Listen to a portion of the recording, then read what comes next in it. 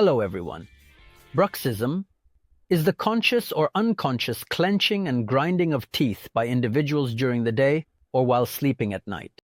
As a result, we observe significant growth and developments in our jaw muscles. One of the commonly used treatments is Botox treatment. With this treatment, we have the chance to regulate the excessive developments in our jaw muscles. This treatment, which is quite simple and comfortable to apply, is not only for aesthetic purposes, it is also a medical treatment.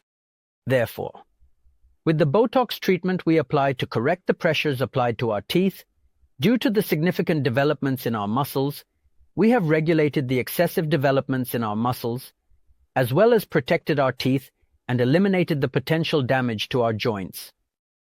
You can ask me any questions you have through our social media accounts below. Looking forward to seeing you.